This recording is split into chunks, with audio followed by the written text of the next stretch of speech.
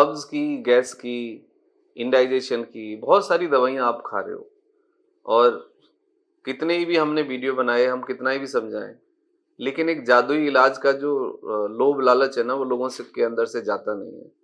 अब जब एक क्लियरली बहुत सारे डॉक्टर बोलते हैं, इवन हर वीडियो में मैंने क्लियरली बोला है कि पेट की यदि कोई दिक्कत है तो कम से कम केमिकल, कम से कम दवाई, वो होम्योपैथ की दवाई हो, वो आयुर्वेद की दवाई हो, वो मॉडर्न मेडिसिन हो, वो चूरन हो, वो टैबलेट हो, वो कोई लिक्विड हो, मत डालिए विदाउट ए स्पेशलिस्ट रिकमेंडेशन। पेट से संबंधित यदि कोई समस्या आपको है और आप लेफ्ट राइट किसी भी सोर्स से दवाई खा रहे हैं, तो आप अपने पेट को खराब कर रहे हैं, आप अपनी मशीन को खराब कर रहे हैं। एग्जाम्पल के लिए ये समझने की कोशिश करिए कि जैसे मशीन काम करती है वैसे ही हमारा शरीर काम करता है। आप यदि पेट्रोल की गाड़ी में डीजल डाल दें या डीजल की गाड़ी में आप 4 तरह का मिक्स ऑयल डाल दें, तो शरीर का, उस गाड़ी के इंजन का क्या होगा ये आप खुद से समझ सकते हैं। तो मेरा कहने का मतलब ये है कि आपका जो खाना है उसको मिक्स फॉर्म में मत खाइए, मतलब 4, 6, 10 खानों को मिलाकर मत खाइए। पैकेट से फूड मत लीजिए। जितना हो सके नेचुरल फ्रेश वेजिटेबल फ्रूट्स खाने की कोशिश करिए और आप लिक्विड डाइट प्रॉपर रखिए।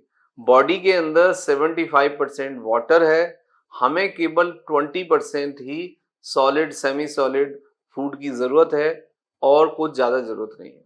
लगभग 60% लोगों को कोई ना कोई समस्या इसलिए है कि जो जिस तरीके का खाना खाना चाहिए वो नहीं खा रहे, जिस तरीके का कॉम्बिनेशन चाहिए वो उस कॉम्बिनेशन में नहीं खा रहे, पैकेट फूड खा रहे हैं या कुछ ना कुछ खाने के लेवल पे गड़बड़ हो रही है।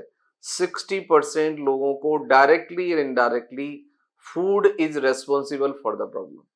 तो ये बुनियादी बात आपको समझनी ही पड़ेगी यदि आप अपने गट को, पेट को ठीक रखना चाहते हैं, कब्ज से बचना चाहते हैं, अपच से बचना चाहते हैं, गैस से बचना चाहते हैं, फैटी लिवर से बचना चाहते हैं, ओबेसिटी से बचना चाहते हैं, यूरिक एसिड से बचना चाहते हैं, डायबिटीज से बचना चाहते हैं, स्किन प्रॉब्लम से बचना चाहते हैं और डिप्रेशन एंजाइटी से बचना चाहते हैं, तो आपको फूड को समझना होगा। और आपका यदि फूड ठीक है तो सभी इलाज सब कुछ शरीर के अंदर ही है, शरीर ही खुद से उसको ठीक कर लेगा, लेकिन आपको इसे समझना होगा।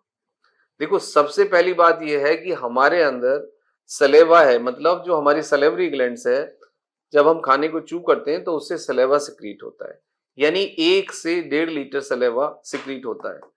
1 लीटर के आसपास सभी को सलेवा का सिक्रीशन होता है।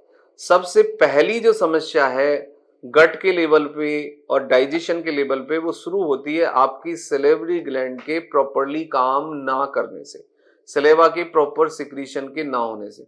अब सलेवा का सिक्रीशन प्रॉपर क्यों नहीं होता है, उसके कुछ कारण है। जब तक आप खाने को अच्छे से नहीं च्यू करोगे आपका सलेवा का सिक्रीशन रेगुलेट नहीं होगा। यदि आप स्मोक करते हो, आप तंबाकू खाते हो, आपके खाने में बहुत ज्यादा रिफाइंड है या बहुत ज्यादा पैक्ड फूड है आपका, यदि फाइबर की कमी है तो भी एंजाइम सिक्रीट नहीं होगा। और एंजाइम्स जब तक सलेवा और एंजाइम्स नहीं मिक्स होंगे आपके खाने के अंदर, तो खाने का डाइजेशन अच्छे से नहीं होगा। उसके बाद आता है आपके विटामिन्स और जो आपके जूसेस हैं इनसाइड योर गट। यदि आपको विटामिन B12 डी की डेफिशिएंसी है तो भी आपका डाइजेशन में फर्क पड़ेगा। अब लिवर का सिक्रीशन एक बहुत बड़ा इंपॉर्टेंट रोल प्ले करता है, जो कि आपने देखा होगा SGOT SGPT बढ़ जाता है, किसी के बिलिरुबिन बढ़ जाता है, किसी के एंजाइम का सिक्रीशन बढ़ता है। दैट्स मीन्स आपका लिवर में इन्फ्लामेशन है और लिवर से जो सिक्रीशन हो रहा है वो एबनॉर्मल है, उसको ठीक करना होगा। उसके बाद आता है फिर pancreatic juices, pancreatic secretion. Pancreas से जो होने वाला सिक्रीशन है, जो इंसुलिन है और जो दूसरा सिक्रीशन है, दैट इज वेरी इंपॉर्टेंट। ये आपके डाइजेशन को डायरेक्टली प्रभावित करते हैं। देखो, 2 हमारे मेटाबॉलिक हार्मोन्स हैं, एक इंसुलिन और एक थायराइड। यदि इंसुलिन और थायराइड प्रॉपरली सिक्रीट नहीं हो रहे हैं तो आपका जो गट है, जो पेट है, डाइजेस्टिव सिस्टम है, वो ठीक नहीं रहेगा और आपको गट संबंधित प्रॉब्लम्स आ जाएंगे। इसके बाद आता है आपका इंटेस्टाइनल हेल्थ। यदि आपकी इंटेस्टाइन अच्छे से काम कर रही है, उसके अंदर मॉइस्चर है, उसके अंदर स्वेलिंग नहीं है, उसकी मूवमेंट ठीक है, तो फिर आपको डाइजेशन ठीक रहेगा। लेकिन यदि स्वेलिंग है, मूवमेंट ठीक नहीं है, ड्राई हो गई है इंटेस्टाइन, तो फिर आपको गट का प्रॉब्लम बना रहेगा। इसके बाद आता है आपकी स्लीप, एक्सरसाइज और फूड। यदि आप रेगुलर 7 to 8 आवर स्लीप लेते हैं, रेगुलर 20 से 30 मिनट्स वॉक करते हैं और डीप ब्रीथ करते हैं, and food on time, and the food में प्रॉपर यदि फाइबर्स हैं, प्रॉपर फ्रेश वेजिटेबल्स हैं एंड फ्रूट्स हैं, एंड द आप टाइम से प्रॉपर चू करके फूड खा रहे हो, तो आई एश्योर यू कि आपको किसी आउटसाइड दवाई की कोई जरूरत नहीं है। अब लोग कहते हैं कि भाई गैस बनती है, कब्ज होता है। गैस कब्ज के लिए त्रिफला से बेटर कोई दवाई नहीं है, आप त्रिफला चूर्ण खा सकते हैं। जिनको कॉन्स्टिपेशन होता है उसको इस ईसब घोल से अच्छा कोई नेचुरल फाइबर नहीं बना, वो आप ऐड कर सकते हैं। जिनको अपच है, कम भूख लगती है, वो अपने खाने में सेब और पपीता शामिल करें, रेगुलरली ये खाएं, तो इससे आपका डाइजेशन इंप्रूव होगा। जिन लोगों को पेट में गर्माहट रहती है, कुछ और दिक्कतें रहती हैं, वो ओट्स मील लें हनी के साथ, ओट्स खाएं हनी के साथ, तो उनको फायदा होगा।